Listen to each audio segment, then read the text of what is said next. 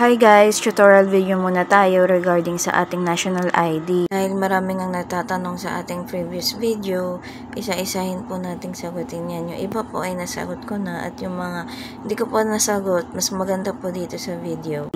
And ito nga pong ating PhilID na ganito pong black and white pa lang is valid din po siya guys as the same validity po nung physical na national ID natin, no. Kung hindi nyo pa po nare-receive yung inyong national ID, you can track po kung ano na po yung status ng inyong national ID.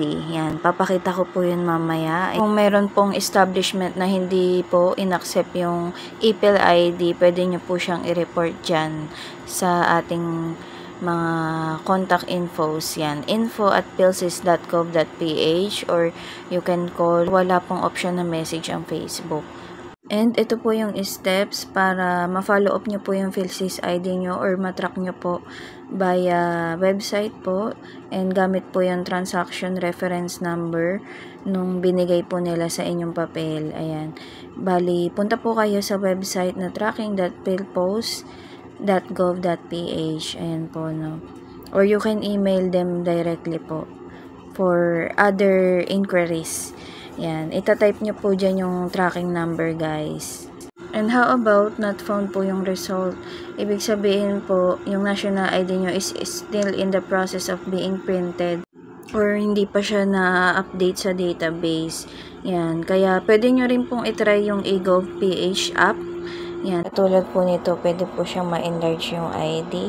Sa mga wala pa nito guys, pwede nyo pong i-login via email or phone or create a new account po. Madedetect naman po, no, kung wala pa kayong account. Para maiwasan po yung error, make sure nyo po na yung mga details po na ilalagay nyo dito is yun din yung details na fill up nyo po dun sa national ID natin.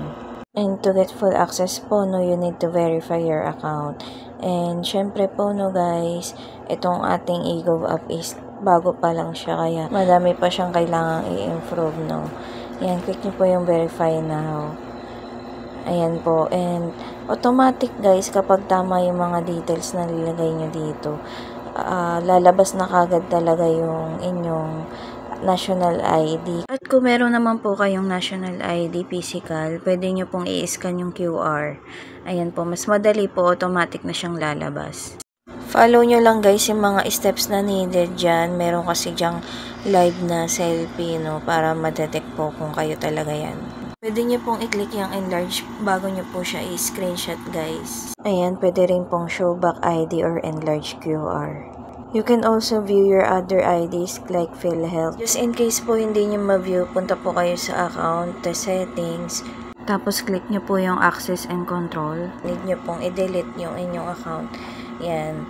Pwede po yung too many bugs yung reason, o kaya naman po yung performance issue po, no, na hindi po lumalabas yung inyong national ID. Yung iba naman po, no, yung mga nagko-comment sa ating previous video po na no connection daw po. So, try nyo pong i-delete muna yung account, tapos saka po kayo mag-create ng another one, lalo na po kung mga may kailangan po kayong baguhin, nagkamali kayo ng lagay ng mga date of birth, middle name or any info po, no, or wala pong bawang blood type.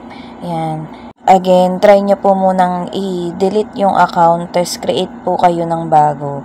Basta siguraduhin nyo guys na tama, double recheck nyo po or triple recheck nyo po na tama lahat ng details para automatic pong lumabas yung inyong account. Kung trinay nyo nang gawin yun at wala talaga, contact nyo na po sila guys sa info@philsys.gov.ph.